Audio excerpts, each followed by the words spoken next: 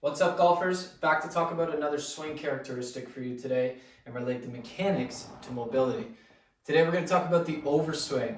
Not an extremely common swing characteristic amongst golfers, but I have seen it, and generally when I do see it, it relates to one thing, and that would be shoulder mobility. What am I talking about? The overswing.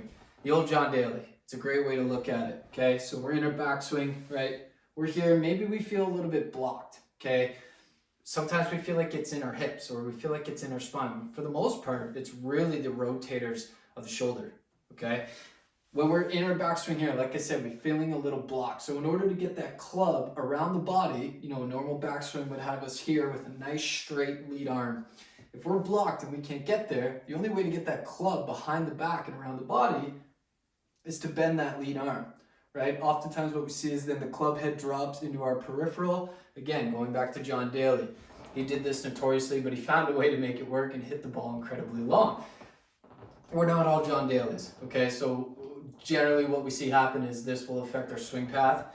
Our hands don't come down on plane and then insert all sorts of ball flight issues, whether you're pulling or slicing or hooking or whatever it is.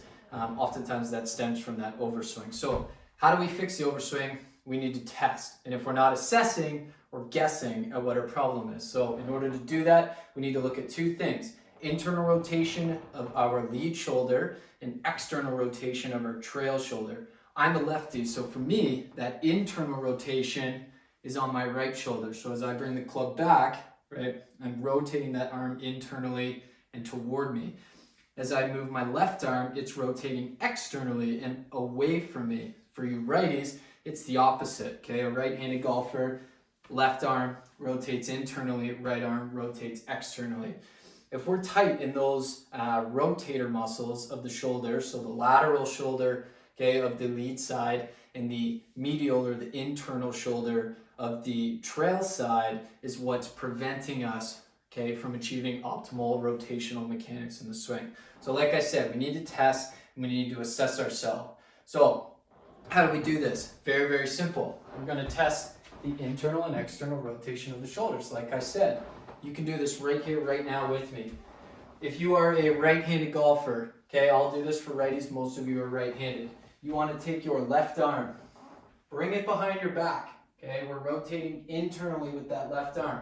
And we want to try and get the hand all the way up the spine to the scapula. Now, optimal rotation would be fingertips touching, okay, or passing that bottom corner of your scapula, all right? So that big bony protrusion in your back here is called your scapula, or the shoulder blade, most people know it as.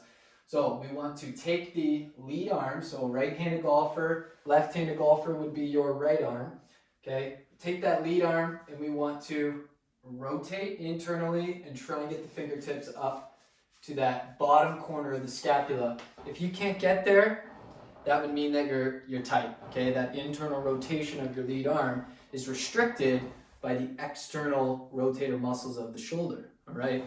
Now we want to test the opposite on the other arm. So again, for a right-handed golfer, that right arm being our trail arm, we want to test for external rotation. So to do that, we simply bring the arm up over top, lay it down, and we should be able to touch that top corner of the opposite shoulder blade, okay? Again, internal rotation with the lead arm touching the bottom corner of the scapula or the shoulder blade, external rotation of the trail arm coming back over top, touching that top corner of the opposite shoulder blade. If you fail both these tests, probably a large reason why you suffer from that overswing or the bend in the lead arm in order to get that club around the body.